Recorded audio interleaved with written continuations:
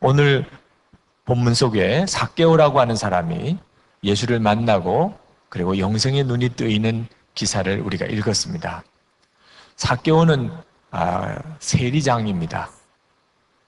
그리고 대단한 부자라고 그랬습니다. 근데 그 말은 무슨 뜻이냐면 삭개오는 돈만 알고 있는 사람이라 이런 뜻입니다. 그때 당시에 이 소아시아 전 지역을 로마가 지배하고 있었습니다. 로마가 그 속국인 나라들의 세금을 거둘 때 그 중에 세리를 세워서 세금을 거두게 했습니다. 정해진 세금이 있습니다. 그것을 로마 정부에다 갖다 바치기만 하면 됩니다. 그 이상을 거두든지 하는 것은 그 세리 마음대로 하게 했습니다. 그러니까 세리들이 마음대로 세금을 거둡니다. 그리고 로마 정부에다가는 정한 액수의 세금만 내면 됩니다. 나머지는 다 자기 차지가 되는 겁니다. 그때 당시 세리들이 사람들로부터 어떤 취급을 받았을까? 여러분 대략 상상이 되죠? 세리인데도 청렴결백한 세리가 있을 수 있습니다. 그런데 오늘 성경에 보니까 삭개오는 부자라고 그랬습니다. 그러니까 이때 당시에는 대부분 다 그랬고 세리는 매국노 취급을 받았습니다.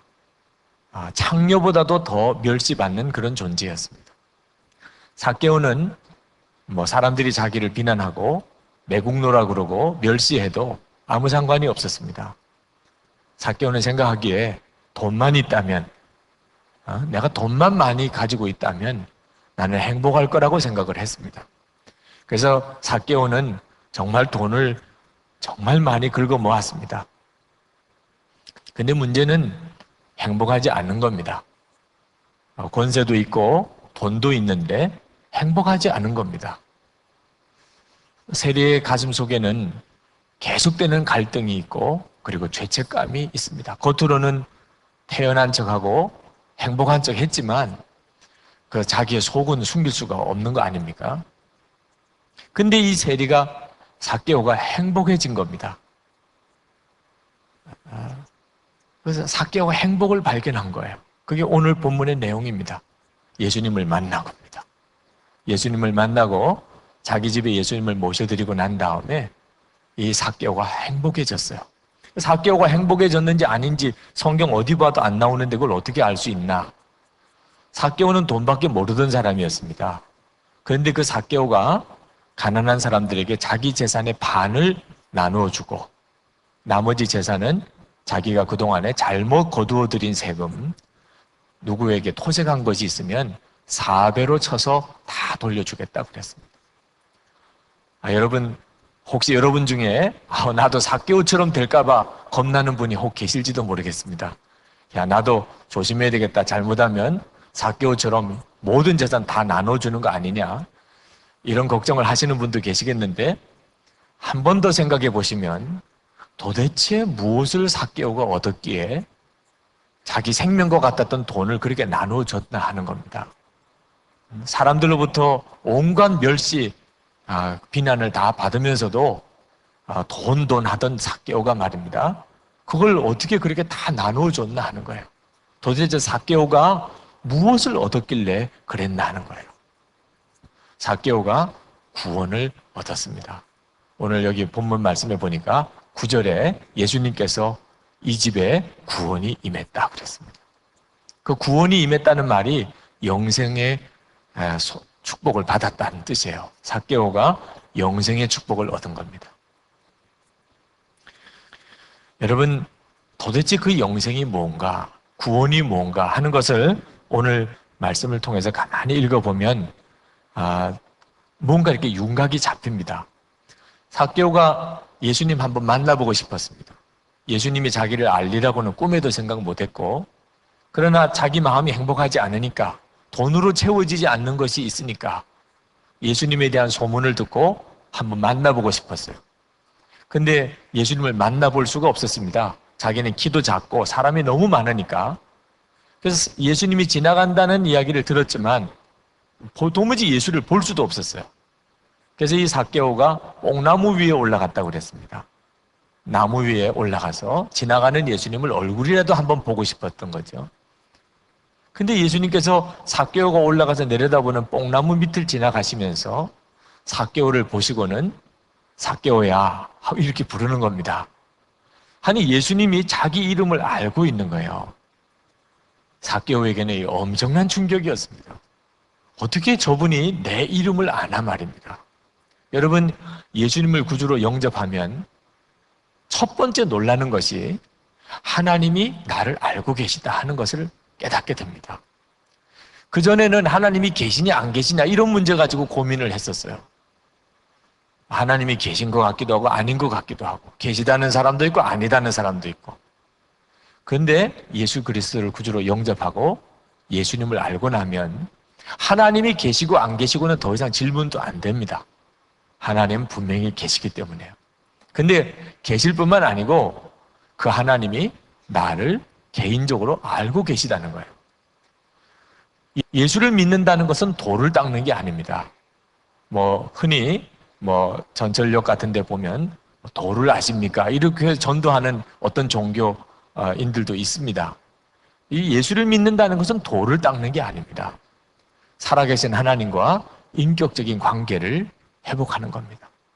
하나님은 나를 아시고 나는 하나님을 알고 이렇게 하나님과 나와의 관계가 회복이 되는 거예요. 실제적인 관계를 맺고 사는 겁니다. 뿐만 아니고 예수님께서 삭개오에게 속히 내려오너라. 내가 오늘 내 집에 유하여야 하겠다. 오늘 성경에는 삭개오가 너무나 기뻤다고 그랬습니다. 이유는 그것은 하나님이 삭개오를 아실 뿐만 아니고 아셔도 삭개오가 지독한 욕심장이고 매국노고 그리고 돈만 아는 자고 이렇게 아시면 뭐합니까? 하나님이 나를 아시는 정도가 아니고 나를 사랑하신다는 말씀을 들은 것이기 때문에 삭개오가 그렇게 기뻤습니다. 예수님이 그 많은 사람 중에, 여리고에 있는 그 많은 사람 중에 하필이면 그 여리고 사람들 다 싫어하고 다 죄인이라고 손가락질하는 삭개오 집에 가서 주무시겠다는 거예요. 사람들이 그 말을 듣고는 수근수근 했다고 그랬습니다. 말도 안 되는 일이라고 생각했기 때문이에요. 왜 하필이면 저 죄인의 집에 가나? 삭개오가 예수님을 집에 모셨어요. 저는 이 설교를 준비하면서 삭개오가 만났던 그 예수님은 어떤 모습일까 하는 것이 궁금했습니다.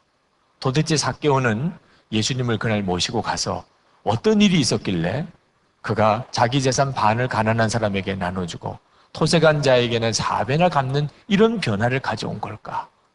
도대체 삭개오는 어떤 예수님을 만났을까? 참 궁금했습니다. 오늘 말씀을 가만히 묵상하는 중에 우리가 죄인임에도 불구하고 우리를 사랑하시는 하나님을 만난 겁니다. 삭개오가 회개했다는 말이 오늘 본문 속에 어디도 안 나와요. 물론 예수님과 만나 이야기하는 중에 회개했을 수도 있습니다. 그러나 오늘 성경 중에는 삭개오가 예수님에게 나 너무나 많은 죄를 지었습니다. 나 용서해 주세요. 나 구원해 주세요. 이런 말 한마디 안 나옵니다. 예수님은 삭개오가 그저 뽕나무 위에 올라가서 내려다보고 있는 그때 삭개오를 향한 하나님의 사랑을 보여주셨어요. 이것이 예수님을 구주로 영접할 때 모든 사람들이 경험하는 놀라운 사건입니다. 하나님은 내가 죄인일 때도 내가 하나님을 몰랐어요. 영생을 몰랐어요. 그래서 내가 마음대로 살았어요. 사람들 앞에 드러내기 부끄러운 죄를 짓고 살았어요. 남편과 아내 사이에도 서로 모르는 비밀이 있어요. 부모님도 몰라요. 내 자식들도 몰라요. 정말 나만 가지고 있는 문둥병과 같은 내 속에 있는 죄가 있어요. 그걸 하나님은 아시지 않겠습니까? 그런데 하나님을 알고 보니까 그 하나님이 내 모든 죄를 다 알고 계심에도 나를 여전히 사랑하셨다는 거예요. 이것이 삭개오가 만난 복음입니다. 예수 그리스도를 통해서 얻은 구원이에요. 하나님은 나를 내가 여전히 세리고 아직도 여전히 욕심장애인 상태에서 하나님은 나를 사랑하고 계셨다는 거예요. 우리가 회개를 해도 두 가지 회개가 있는데 하나는 하나님의 무서운 징계를 받는다고 느낄 때 하는 회개예요. 하나님 살려주세요. 하나님 다시는 죄 안 지을게요. 이렇게 하는 회개가 있습니다. 마치 우리가 아이들이 잘못했을 때 매를 들면 그 아이들이 그때 가서 안 맞으려고 잘못했어요, 이렇게 하는 것과 똑같은 거죠. 그건 아직까지 진짜 회개가 아닙니다. 진짜 회개는 내가 여전히 죄인인데 어째서 하나님은 나를 그렇게 사랑하시나? 하나님의 사랑하심을 깨달을 때 그때 회개가 나오는 거예요. 자식도 진짜 철이 든 자식은요, 부모의 사랑 앞에 녹아지는 거예요. 매 앞에서 녹아지는 게 아니고, 아버님, 어머님은 어째서 나를 여전히 사랑하시나? 그때 진짜 회개가 오는 거예요. 삭개오가 조건 없는 하나님의 사랑, 나 같은 자도 여전히 사랑하시는 하나님을 예수님 안에서 만난 겁니다. 삭개오가 예수님을 만나고 그 인생이 완전히 변했어요. 하나님을 만났어요. 듣기는 여러 번 들었지만 만난 것은 그때가 처음이었어요. 사랑의 하나님으로 만났어요. 여러분, 누구나 다 예수님 안에서 동일한 경험을 합니다. 하나님 살아계시고 안 계시고는 더 이상 논쟁거리가 되지 않아요. 하나님은 살아계시고 나를 알고 계시고, 그리고 내 있는 그대로 나를 사랑하신다 말입니다. 내가 말할 수 없는 죄인이라도 하나님은 나를 사랑하신다 말입니다. 누구든지 예수님을 영접하면 삭개오처럼 이렇게 영생을 얻게 됩니다. 여러분, 영생을 얻지 못하면 인생을 다 바보처럼 살아요. 여러분, 영생의 눈이 뜨이지 않으면 정말 바보처럼 사는 거예요. 중요한 사람이 누군지 모르고 중요한 일이 무엇인지 몰라요. 내 삶의 답을 얻지 못했기 때문입니다. 우리에게는 변화가 필요하잖아요. 근데 정말 변화될 수 있을까요? 있습니다. 예수 그리스도 안에서 변화됩니다. 삭개오가 변화된 그 변화가 오늘 우리에게도 동일하게 일어납니다. 그럼 어떻게 예수님을 만날 수 있지요? 궁금해하시는 분들도 있으십니다. 그러면 그 예수님, 나를 변화시킬 그 예수님을 나는 어떻게 만날 수 있습니까? 삭개오가 뽕나무 위에 올라갔다고 그랬습니다. 삭개오가 뽕나무 위에 올라갈 때 사람들이 그를 쳐다봤겠죠. 그 시선을 느끼는 삭개오의 마음은 어떻겠습니까? 그러나 삭개오는 어떻든지 예수님을 만나고 싶었습니다. 저는 정말 예수님을 만나고 싶은 분들에게 그저 삭개오처럼 해보시라고 권해드리고 싶습니다. 삭개오처럼 해보십시오. 구체적으로 어떻게 해야 되는지는 다 각각 다를 겁니다. 그러나 삭개오처럼 해보십시오. 어느 한 교우가 그런 이야기를 하셨어요. 자기가 처음에 교회 나올 때 이상하게 교회만 온다 그러면 사고가 생긴다는, 교회만 오는 길만 되면 꼭 교통사고가 난다는, 타이어 펑크가 난다든지, 한두 번 지나다가 막 짜증이 나더랍니다. 근데 갑자기 무슨 생각이 딱 떠오르냐면, 도대체 무슨 역사가 있길래 이럴까? 그렇게 생각할 수도 있잖아요. 도대체 교회를 간다는 게 무슨 역사가 있는 것이길래 이럴까? 정상적이지 않잖아요. 그래서 이분이 갑자기 오기 같은 생각이 들더래요. 한번 끝까지 가보자. 무슨 일이 있는지 끝까지 한번 가보자. 자기가 처음에 교회 나올 때 그 장벽을 뛰어넘었던 이야기를 그렇게 간증하시는 걸 들었습니다. 본인도 가정도 놀라운 구원의 축복을 받으셨어요. 여러분, 예수님께로 오십시오.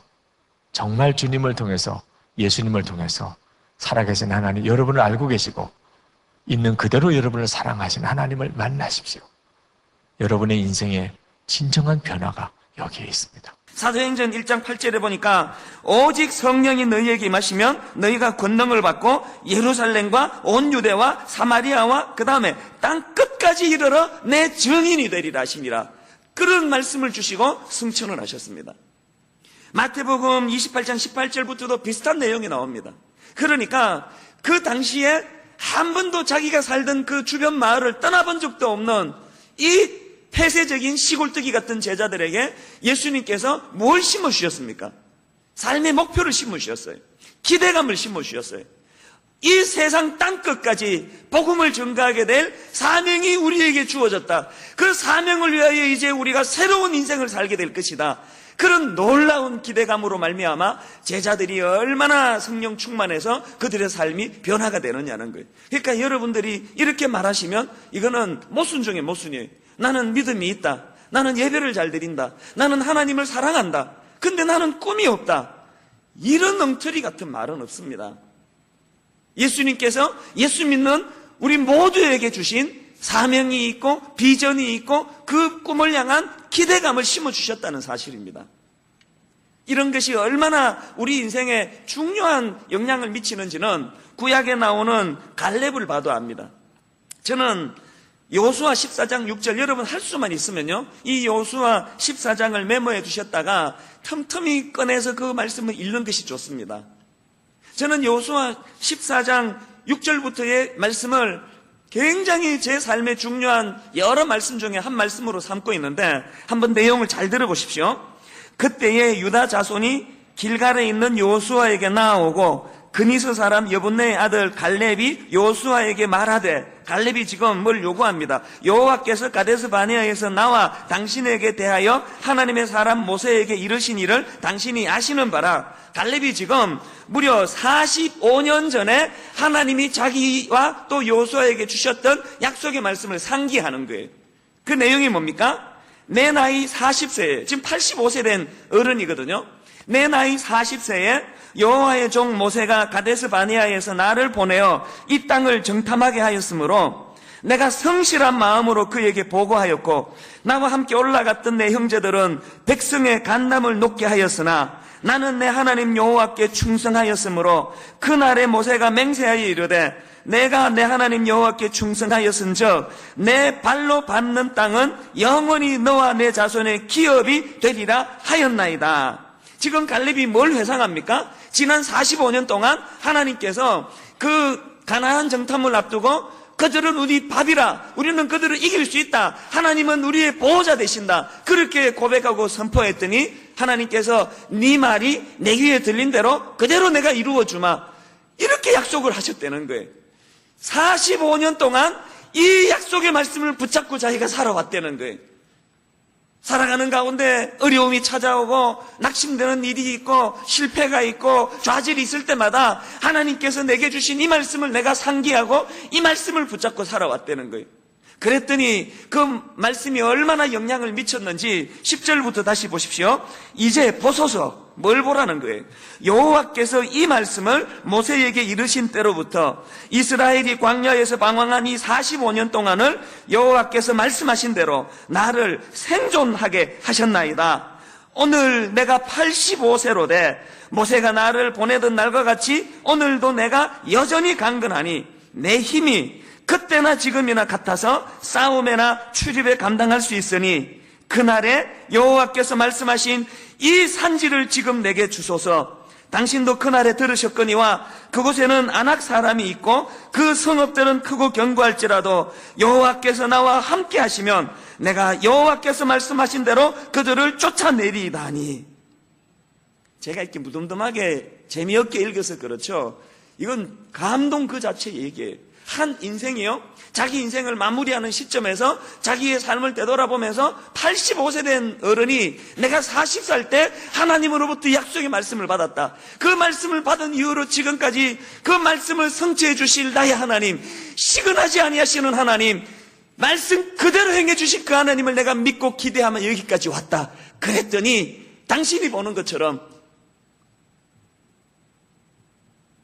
요즘 애들이 잘 쓰는 말로 나이는 숫자에 불과하다, 그 얘기예요. 요즘에 그 연상녀가 자기보다 나이가 어린 연상하와 결혼을 많이 하잖아요. 옛날 우리만 해도 그런 일은 굉장히 드문 일이었는데 요즘에는 그런 일이 많아요. 심지어는 제가 아는 어떤 목사님은 사모님이 자기보다 8살이 많아요. 이렇게 어린 남자랑 결혼하는 우리 여자분들이 늘 하는 그 구호가 이거예요. 나이는 숫자에 불과하다. 그렇게 늘 이야기하거든요. 저는 이 구호가 오늘 여기 예배를 드리시는 우리 연세가 있으신 어르신들의 구호가 되시기를 바랍니다. 여러분이 45년 전에 젊은 시절에 하나님 주신 그 약속의 말씀을 신뢰하고 그 말씀을 붙잡고 살아가는 갈렙과 같은 믿음을 가지고 산다면 여러분의 나이는 숫자에 불과합니다. 우리나라 어른들이 아이들에게 보여주는 수많은 모순 가운데 그 중에 하나가 뭐냐? 자꾸 꿈은 애들 시절에만 품는 걸로 생각하는 거예요. 그래서 자꾸 애들한테 중학생, 고등학생 애들에게 뭐라고 얘기합니까? 너는 애가 어떻게 꿈이 없냐? 자기는 걔보다 더 없는데도 불구하고 당연하고 난 나이가 들었으니까 이제 뭐 대학도 졸업하고 꿈 없어도 되니까 너는 꿈을 가져라. 이거는 너무나 비교육적인 이야기예요.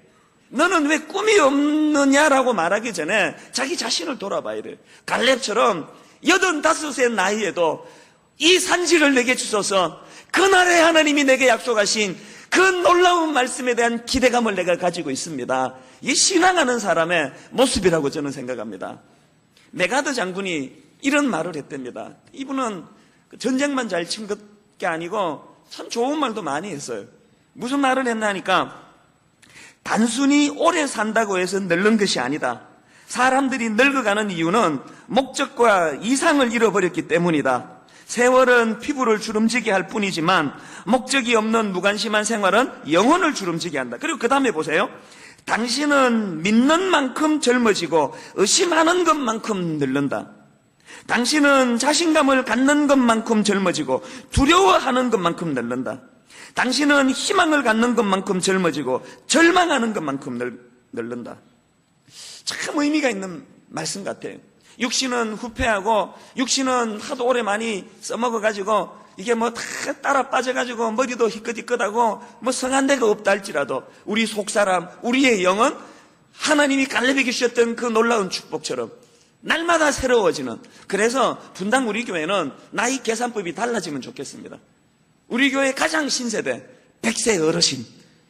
왜? 갈수록 새 사람이 되기 때문에.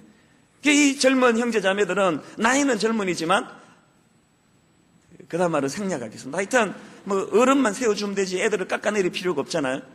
분당 우리 교회 머리가 희끗희끗 백발이 성성하신 분들 염색하지 마세요. 여러분들의 그 백발이 하나님 앞에 면류관이 될 줄 믿습니다. 이 산지를 내게 주소서. 분당 우리 교회는 어르신들이 꿈꾸는 교회가 되기를 바랍니다. 젊을 때 없었던, 인생의 전반전에 없었던 그 꿈, 이 교회 와서 신앙생활하는 가운데 하나님 주시는 벅찬 감격과 꿈과 기대함으로 말미암아 우리 평생이 소풍을 앞에 둔 어린아이처럼 가슴 설레는 그런 소풍길 인생이 되시기를 바랍니다. 그런데 중요한 게 뭡니까?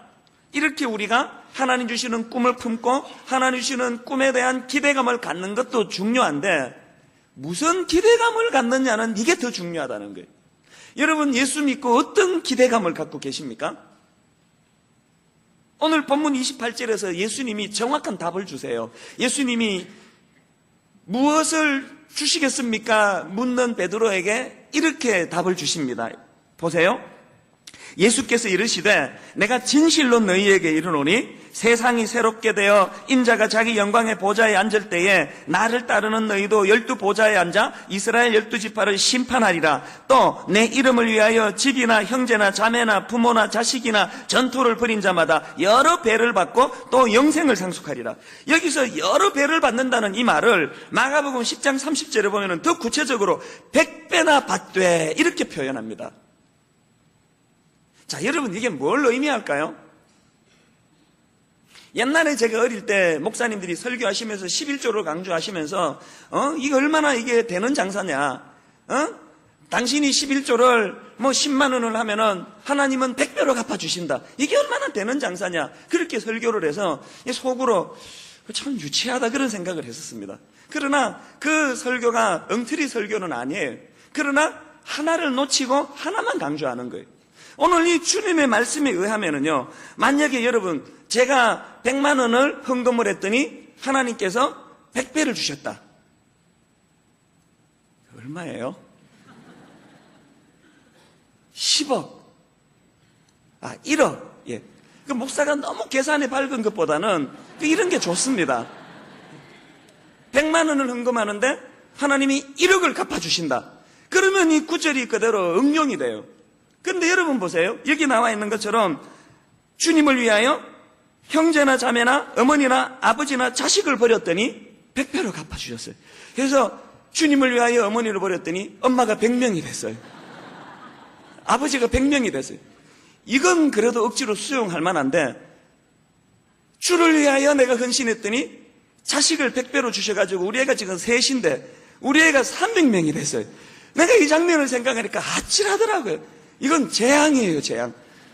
있는 3명도 지금 감당을 못해가지고 어느 놈을 줄일까 이 계산하고 있는데, 하나도 이게 뺄 애가 없어서 고민하고 있는데, 예수 잘 믿고 제가 교회에 목회 열심히 했더니 자식을 300명을 주셨다.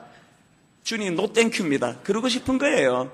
그러니까 이 말씀을 자구적으로 물질적으로 해석하는 거는 그건 옳은 게 아닙니다. 하나님께서 물론 물질적으로도 보상해 주시지만 우리가 주를 위하여 헌신하고 주를 위하여 희생할 때 영적인 풍성함을 주신다는 그 뜻이에요.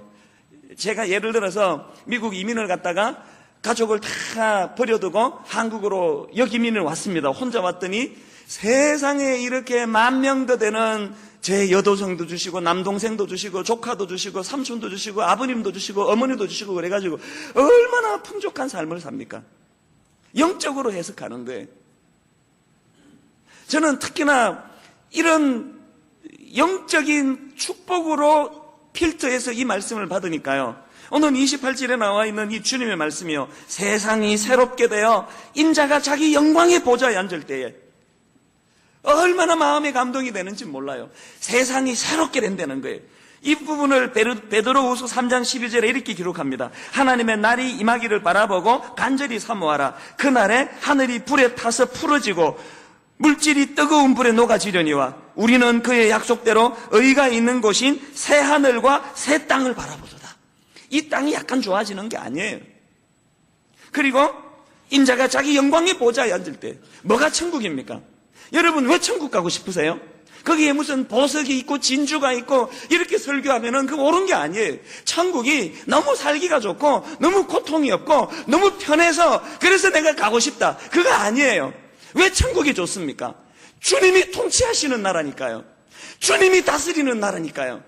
공의로운 그분이, 능력 많으신 그분이. 제가 요즘에 우리나라 형편을 생각하다 보니까 이 말씀이 지난주에는 더 마음에 와닿더라고요. 인간 지도자에게 너무 기대하지 마세요. 기대할 거 없어요. 지금까지 우리가 대통령 선출될 때마다 한두 번 기대했습니까? 연초에는, 부임 초에는 항상 인기가 70% 80%씩 올라가다가도 항상 마지막에는 이건 아닌데 그 사람들이 문제가 있고 나쁘고 그런 게 아니에요. 인간이 통치하고 인간이 다스리는 나라는 그럴 수밖에 없어요. 그러니까 너무 과한 기대하지 말고 우리가 위정자들을 위하여 기도해야 돼요. 나와 똑같이 약한 존재인데 얼마나 힘들겠습니까? 더 정직하게 해주세요. 더 진실하게 해주세요. 더 능력을 주세요. 교회도 마찬가지예요. 여러분 그동안 교회를 다니면서 그 목사를 믿고 그 교회를 믿다가 깨진 게 한두 번입니까? 그럴듯해가지고 온통 뭔가 정성을 다 신뢰를 가지고 지도자를 떠받들었다가 실망하고 돌아서는 일이 한두 가지냐고요. 분당 우리 교회는 늘 그걸 강조해요. 저한테 기대하지 마세요. 목사님 신선하다, 처음 봐서 그런 거예요. 뭘 신선합니까? 제가 야채도 아닌데. 하여튼 하나님 앞에서 세상에 신선한 건 없어요. 들어가 보면 똑같고요, 들어가 보면 실망밖에 없어요. 이 지상에 누구도 어떤 지도자도 신선한 사람은 없고 새로운 사람이 없어요. 다 죄성을 가진 인간이에요. 그렇기 때문에 우리가 기대해야 되는 건 새 하늘과 새 땅, 주님이 재림하시고 장차 그분이 건설하실 그 하나님의 나라, 거기가 진주가 있고 보석이 있어서 좋은 것이 아니라 공의로우신 하나님이 통치하시는 그 나라이기 때문에 그게 우리에게 얼마나 감격을 가져다 줄 수 있다는 사실입니다. 오늘 본문 말씀에 보면 예수님께서 우리들에게 본을 보였다라고 되어 있습니다. 이 본이라고 하는 말이 영어에 두 가지 단어로 가능합니다. 첫 번째는 example이라고 하는 말과 또 하나는 pattern이라고 하는 말입니다. 예수님께서 우리들에게 삶의 패턴, 우리들에게 본을 보여주셨습니다. 어떤 이야기냐? 오늘 이 요한복음 13장은 예수님께서 십자가에 달리시기 전에 제자들의 발을 씻기셨던 그런 장면입니다. 제자들이 거부하죠. 그럴 수 없습니다. 예수님은 우리의 주님이요 선생이신데 어떻게 예수님이 우리의 발을 닦아주실 수 있습니까? 그때 예수님께서 제자들의 발을 닦으시고 내가 너희에게 행한 것 같이 너희도 행하게 하려 내가 본을 보였다. 예수님께서 우리들에게 하시는 말씀이 뭐냐면, 내가 너희들에게 보이려고 하는 것은 우리들이 세상을 살아가는 새로운 룰이 있다. 새로운 패턴이 있다. 하늘나라의 새로운 패턴이 있다. 예수를 잘 믿는다고 생각하는 것, 너희들이 지금까지 믿어왔던 믿음의 관념을 깨트리는 새로운 하늘나라의 법칙이 있다라고 우리들에게 말씀하고 있습니다. 우리가 흔히 생각하는 예수를 잘 믿는 것, 여러분들 머릿속에 떠오르는 예수를 잘 믿는 사람, 우리는 우리의 신앙을 어떻게 드러내는가? 신앙을 드러내는 사람? 저 사람은 누가 봐도 교회를 다니는 사람이야. 그러면 예수를 잘 믿는 것으로 생각했을지 모르지만, 여러분들이 설교를 들을 때 좀 신령해 보이는 목사님의 목소리도 조금은 할렐루야 뭐 이런 소리가 나오든지 뭐 이래야 되는 것처럼 생각했던 우리 기존의 패턴, 제가 말씀을 준비하면서 하나님께서 우리들에게 원하시는 것은 예수님께서 그 당시에 가치관을 바꿔놓으셨던 것처럼 우리의 가치관을 바꿔놓기를 원하신다는 생각이 들었습니다. 우리가 세상 사람들이 보는 곳에서 식사할 때 기도하고 성경 보는 모습을 우리들에게 보여주는 것, 그렇게 살아가는 것이 분명히 크리스찬의 삶이고 중요한 것이지만, 정말 중요한 것은 하나님을 믿지 않는 사람들이 우리를 바라보며 정말 당신을 닮고 싶습니다. 당신의 모습을 보니 내가 왜 교회를 다녀야 되고 왜 하나님을 믿어야 하는지 알 것 같습니다. 만일 우리들이 예수를 믿는 우리들의 삶, 우리들의 행동이 누군가에게 혐오감을 일으키고 있다고 하면, 우리가 예수를 잘 믿는다고 하지만 우리를 통해 하나님이 영광을 받으시는 것이 아니라 하나님을 욕되게 하고 있다면 이것은 예수를 잘 믿는 것이 아니다. 내가 열심히 교회를 다니고 내가 열심히 신앙생활을 하고 있다고 말할 수는 있을지 모르지만 좋은 그리스도인은 아닐 수도 있겠다. 제가 조금 이상한 목사인지 모르겠습니다. 저는 뭐 종종 교인들하고 뭐 선교 여행도 가고 뭐 식당에도 갑니다. 근데 식당에 가서 사람들이 많이 있을 땐 제가 그냥 각자 기도합시다 라고 하든지 자그맣게 기도를 하고 밥을 먹습니다. 저에게 믿음이 없어서, 제가 목사인 것이 부끄러워서가 아니라 우리가 예의를 지켜야 될 장소가 있다. 내가 하나님을 믿는데 내가 믿는 하나님, 나에게 좋으신 하나님, 그 하나님이 욕을 먹지 아니하도록 우리들이 살아가야 되는 삶의 방식이 있다. 우리들이 예배를 드리고 정말 은혜를 받고 나가는데, 아니 여러분들이 예배를 드리기 위해서 이 자리에 나오는데 제가 그렇게 이야기를 해도 여러분들 주차 조금 힘들더라도 좀 고생스럽더라도 좀 걸으십시오라고 이야기하는데 꿋꿋하게 다리 위에 이중주차를 하고 들어오는 우리의 모습을 보며 저 사람이 예배 시간을 지키기 위해서 허겁지겁 뛰어가는 모습을 보면 정말 믿음이 좋은 사람이구나 라고 생각할까? 아니면 세상 사람들이 예수 믿는 것들이 저래 라고 욕을 할까? 사실 우리는 예수를 잘 믿는 것 같지만 우리들 때문에 하나님이 욕을 먹고 하나님이 영광을 받으시지 않는다면 이것은 예수를 잘 믿는 것은 아닌 것 같습니다. 내가 열심히 하는 거죠. 우리를 통해서 하나님이 영광을 받으셔야 되고 우리를 통해서 좋으신 하나님이 선포되어야 합니다. 우리가 어떤 본이 되는 삶을 살아가는가? 예수님께서 오늘 섬김의 본을 보여주셨다. 요한복음 13장 1절 말씀에 이렇게 되어 있습니다. 유월절 전에 예수께서 자기가 세상을 떠나 아버지께로 돌아가실 때가 이른 줄 아시고 세상에 있는 자기 사람들을 사랑하실 때 끝까지 사랑하시니라. 요한복음 13장은 예수님께서 십자가에 달려 돌아가실 것을 이제 예견하시고 사람들에게 본을 보여주신 겁니다. 그럼 사람이 죽을 때 가장 진실하지 않습니까? 사람이 죽을 때 가장 솔직하지 않습니까? 어쩌면 예수님의 사역 가운데 백미, 예수님의 사역 가운데 가장 진실하고 예수님께서 우리들에게 끝까지 알려주고 싶으셨던 예수님의 사역은 바로 요한복음 13장이라고 생각합니다. 예수님께서 정말 많은 기적 행하셨습니다. 오병이어의 기적, 죽은 자를 살리셨습니다. 마지막 예수님께서 예수님의 사역을 완성하실 때 예수님은 병자를 고치지 않으셨습니다. 마지막 예수님의 사역을 완성하실 때 예수님은 오병이어의 기적을 일으키신 것이 아니라 아무 말 없이 제자들을 섬겨주셨습니다. 더 중요한 것은 예수님께서 제자들을 섬겨주실 때 요한복음 13장 2절에 보니까 마귀가 벌써 시온의 아들 가롯 유다의 마음에 예수를 팔려는 생각을 넣었더라. 예수님께서 가롯 유다가 예수님을 팔려고 하는 것을 아셨습니다. 근데 예수님께서 제자들의 발을 씻기시는데 가롯 유다를 빼놓고 발을 씻기신 것이 아니라 예수님을 팔려고 마음 먹고 가롯 유다의 마음속에 마귀가 들어가 있는 것을 알고 계신 예수님께서 가롯 유다의 발까지 씻겨주셨습니다. 그게 예수님께서 우리들에게 보여주고 싶으셨던 마지막 본이었습니다. 제가 조금 무모한 계획을 하나 하고 있습니다. 작년에 제가 이스라엘을 갔다 오고 올해 터키를 갔다 오면서 제 마음에 이스라엘 백성들이 그 광야에서 40년 동안 유리했던 그 광야 체험을 해보고 싶다는 생각이 들었습니다. 저들이 얼마나 힘들었을까, 그들의 마음을 좀 이해했으면 좋겠다. 그래서 제가 광야에서 먹고 자고, 물론 40년을 있다 오겠다는 것은 아닙니다. 거기에서 이렇게 좀 체험을 해봐야 되겠다. 그래서 이야기를 하다 보니까 그러면 젊은 남자들, 이렇게 좀 건강한 사람들을 좀 모아야 되겠네요 얘기하는데 한 사람이 그래요. 목사님, 꼭 여자들을 데려가야 됩니다. 그래야 성경에서 불평하는 그 소리를 생생하게 담아올 수 있습니다. 그래서 여자들을 꼭 데려가야 된다 그래요. 그 광야에 요즘 잘 알려져 있지 않은 코스인데 1박 2일 광야 체험이 있답니다. 1박 2일 체험에는요, 사람들 모르게 그 광야를 지나가는 동안 강도를 만납니다.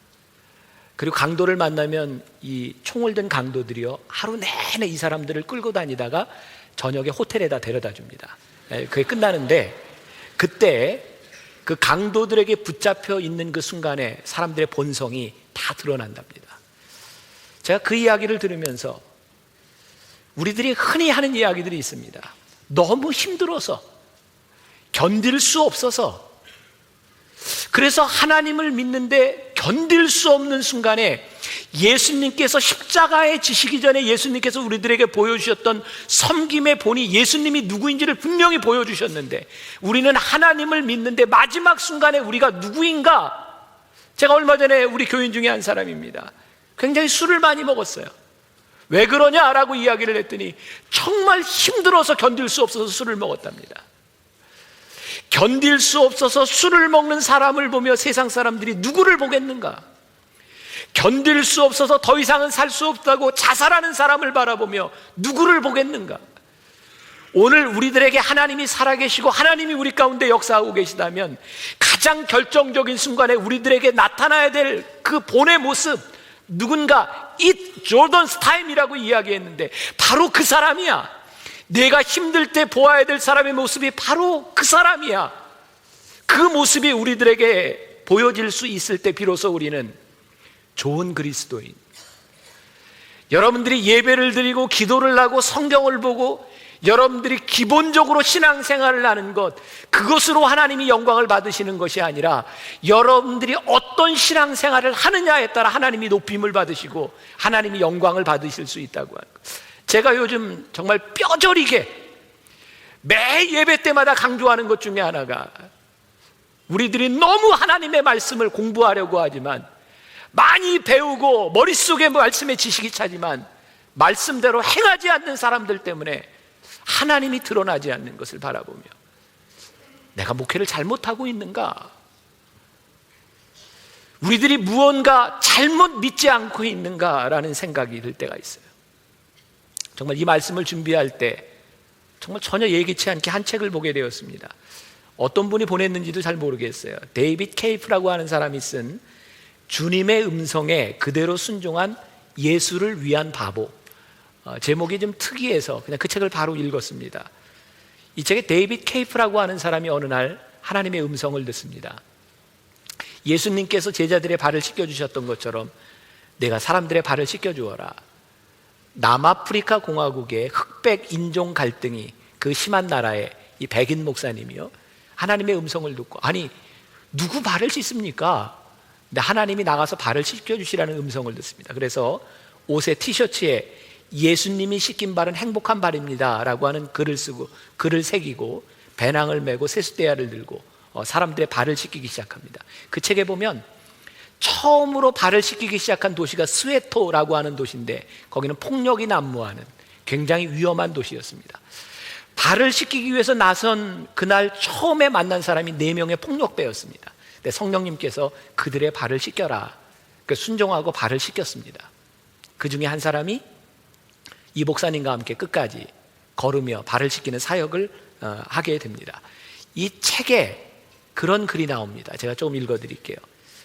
지금까지 얼마나 많은 사람들을 고속도로에서 또는 샛길에서 만나 그들의 발을 씻겼는지 모르지만 아마도 좋기 수천 명은 될 것입니다. 다만 하나님께서 내게 가르쳐 주신 것이 있습니다. 하나님의 나라에서는 성공이나 실패가 없고 오직 순종만 있을 뿐입니다. 내가 하루에 20-30명의 발을 씻기면 그날은 성공적인 날인가? 그렇지 않습니다. 하나님은 중심을 보십니다. 하나님이 우리들에게 원하시는 찾는 단 한 가지는 우리가 그분의 신실한 자녀로 그분께 순종하는 것입니다. 이 책에서 정말 많은 기적의 역사들이 일어납니다. 발을 씻길 때 병자들이 낫고요, 심령이 치유가 되고 많은 역사들이 일어나는데 이분을 당혹스럽게 했던 것 중에 하나는 무엇이냐면 어느 날은 기적도 일어나고 발을 씻기는 사람이 많은데 어느 날은 그것도 거부하고 한 사람의 발도 씻길 수 없었던 거예요.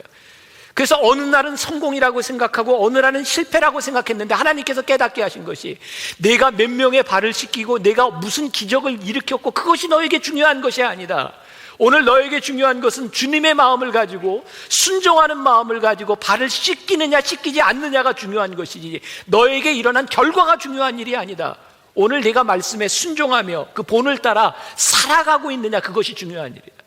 근데 가만히 보면 우리들은 순종보다는 늘 결과에 초점을 맞추고 있는 것 같고 우리들에게 어떤 일이 일어나느냐가 우리들에게 중요한 것 같아요. 근데 예수님은 끝까지 마지막 순간에 가룟 유다의 발까지 씻겨주셨어요. 가룟 유다는 변하지 않았습니다. 가룟 유다는 끝까지 예수님을 팔았습니다. 그는 배신자였습니다. 그러나 예수님은 끝까지 그의 발을 씻겨주셨습니다. 예수님께서 우리들에게 보여주셨던 본, 그게 무엇이냐면 너희도 그렇게 살으라 라고 하는 것입니다. 어제로 제가 남자들과 함께 성경 공부 두 클래스를 냈는데 이제 다 마쳤습니다. 성경 공부를 마치면서 제가 그냥 사람들에게 왜 그런 질문을 했는지 모르겠어요. 남자들에게 그런 질문을 했습니다. 요즘 뭐 좋지 않은 일이지만 뭐 교회에 어떤 스캔들 같은 것들이 있잖아요. 목사님 뭐 성추행에 연루됐다든지 뭐 돈 문제가 걸렸다든지 제가 공부하는 분들한테 혹시 제가 만약에 그런 일에 연루됐다면 여러분들은 어떻게 하시겠습니까? 저는 그냥 다 용서해야죠 이렇게 나올 줄 알았는데 대답을 못하는 거예요. 그러더니 참 어려운 질문이시군요. 그렇게 얘기를 하더라고요. 그러더니 대답한 분이 목사님에겐 그런 일이 없었으면 좋겠습니다. 참 대답하기 힘든 거죠. 여러분들 제가 만약에 그런 일을 가지고 여기에서 설교하고 있다면 여러분들 설교가 들어오겠습니까? 제가 여러분들을 바라보며 교인들을 바라보며 참 많이 실수하는 교인들을 바라봅니다. 제가 설교하면서 저렇게 인생을 사는 사람 그러면서 제가 설교가 되겠습니까? 제가 성경 공부하면서 그냥 하나님께서 그런 마음을 주셨어요. 하나님을 믿는 사람, 의인은 쓰러지지 않고 넘어지지 않고 실수하지 않는 것이 의인이 아니라 7번 넘어져도 8번 일어나는 것이 의인이다. 오늘 우리들이 생각하는 기준이 아니라 예수님께서 가룟 유다의 발을 씻겨주셨던 그 마음을 가지고 끝까지 품어줄 수 있고 내가 용납하지 못하지만 끝까지 닦아줄 수 있는 그 사람, 사실은 이 세상 사람들이 우리를 바라보며 저 사람은 죄를 짓지 않는구나, 저 사람에겐 문제가 없구나, 저 사람은 참 많은 축복을 받는구나, 그런 모습을 보면서 크리스찬이라고 느끼기보다는 때로는 실수하고 넘어진 가운데 회복되는 우리들의 모습과 하나님께서 다시 일으켜 세워주는 모습을 바라보며 정말 하나님이 살아계시는구나 라고 느낄 수 있지 않을까. 사실은 우리들이 넘어지는 것이 문제가 아니라 넘어졌다 일어나는 과정이 우리들에게 문제인 것 같아요. 오늘 우리들이 무서워하는 것이 있습니다. 우리의 실수, 실패, 좌절. 우리 중에 누가 넘어지지 않는 사람이 있습니까? 아직 나에게 그런 일들이 일어나지 않았을 뿐이지 우리들에게 고통과 시련이 왜 찾아오지 않겠습니까? 우리가 믿지 않는 사람들에게 살아계신 하나님을 증거할 수 있고 우리들이 나타낼 수 있는 것은 그 어려움과 시련 가운데서도 하나님을 믿으며 넘어졌다 일어설 수 있는 우리의 모습 가운데 하나님은 우리들이 하나님의 자녀인 것을 알 수 있겠죠. 어떻게 하면 좋은 그리스도인이 될 수 있을까요? 본을 보이는 사람이 되어라.